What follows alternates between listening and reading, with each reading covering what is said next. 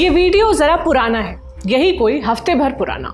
Video में बसपा के national coordinator Akash Anand party प्रमुख मायावती के पैर छूते हैं और तब तक उनके सामने मस्तक झुकाए खड़े रहते हैं जब तक कि मायावती का हाथ उनके सिर तक नहीं पहुंच जाता है। ये एक छोटी सी वीडियो क्लिप बसपा की पॉलिटिक्स में आकाश आनंद की वापसी और मायावती के फ्यूचर प्लान के बारे में बहुत कुछ बयान कर रही है।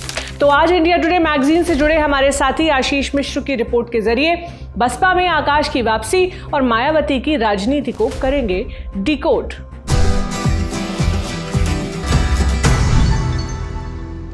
नमस्ते, मेरा नाम प्रतीक्षा है और आप देख रहे हैं इंडिया टुडे हिंदी। 22 जून को जब बसपा की ओर से मीडिया कर्मियों को पार्टी की राष्ट्रीय बैठक के कवरेज का न्योता पहुंचा तो सूत्र ये बताने लगे थे कि आकाश आनंद को एक बार फिर पार्टी में बड़ी जिम्मेदारी मिलने वाली है। हुआ भी कुछ ऐसा ही, उन्हें एक बार फिर वही जिम्मेदारी सौंपी गई जो 2 महीने पहले तक उनके कंधों पर थी और आक्रामक चुनाव प्रचार की वजह से छीन ली गई थी। 23 जून की बैठक में मायावती ने अपने भतीजे को अपने एकमात्र राजनीतिक उत्तराधिकारी और पार्टी के नेशनल कोऑर्डिनेटर के तौर पर बहाल कर दिया। लोकसभा चुनाव के बाद उत्तर प्रदेश की दलित राजनीति में काफ़ी बदलाव आया है और जो नए ट्रेंड सामने आ रहे हैं उससे यह स्पष्ट हो रहा है कि अब चंद्रशेखर आज़ाद जैसे नेता जो सीधे जन आंदोलनों से जुड़े हैं और जो सीधे आम जनता से संवाद कर रहे हैं, उनकी लोकप्रियता निश्चित रूप से तेज़ी से बढ़ रही है।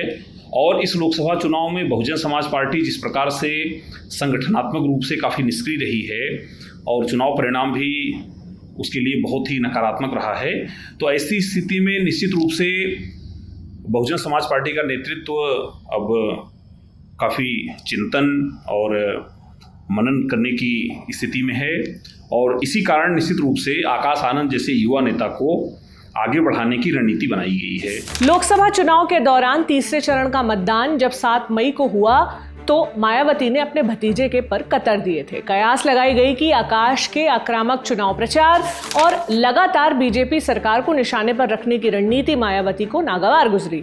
ऐसे में परिपक्वता की कमी बताते हुए उन्हें पद से हटा दिया गया था। आकाश आनंद के प्रचार अभियान को देखते हुए राजनीतिक विश्लेषकों का मानना था कि बसपा के कार्यकर्ताओं और कोर वोटर्स में एक उत्साह पैदा हुआ है, लेकिन आकाश को हटाए जाने की वजह से उस पर पानी फिर गया। धरातल पर इस तर्क की ताकत चाहे जितनी भी हो, आम चुनाव के नतीजों का तथ्य ये है कि पार्टी ने 2019 में जीती 10 की 10 सीटें इस चुनाव में गंवा दी। पार्टी का एक भी उम्मीदवार चुनाव जीतकर संसद नहीं पहुंच पाया। 2019 में पार्टी का वोट शेयर 19.4% था, जो 2024 के चुनाव में घटकर महज 9.3% तक पहुंच गया। अब सवाल ये कि आकाश की वापसी से पार्टी को और मायावती को खुद क्या उम्मीदें हैं? इस सवाल का जवाब 23 जून को खुद पार्टी सुप्रीमो ने ही दिया।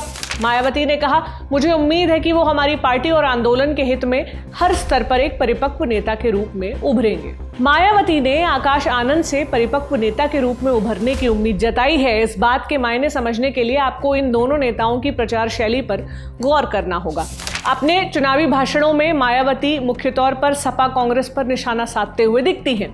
आलोचना की फहरिस्त में बीजेपी की सरकार का नंबर सपा और कांग्रेस के बाद आता है। इससे ठीक उलट आकाश आनंद शिक्षा, महंगाई और रोजगार जैसे मुद्दों पर सीधे सीधे बीजेपी सरकार को आड़े हाथों लेते दिखे हैं।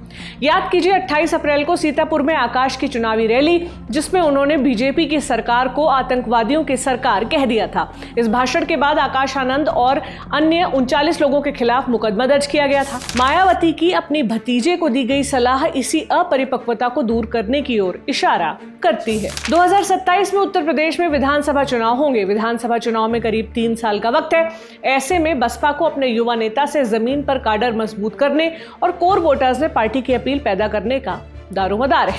मायावती और आकाश आनंद की पॉलिटिक्स पर आप क्या सोचते हैं, हमें कमेंट बॉक्स में जरूर बताएं। देखते रहें इंडिया टुडे हिंदी। शुक्रिया। इसी तरह की तसल्ली से भरी हुई एक्सक्लूसिव रिपोर्ट्स देखने के लिए सब्सक्राइब करें इंडिया टुडे हिंदी का YouTube चैनल और बेल आइकन जरूर प्रेस करें ताकि वीडियो अपलोड होते ही आपको खबर हो जाए।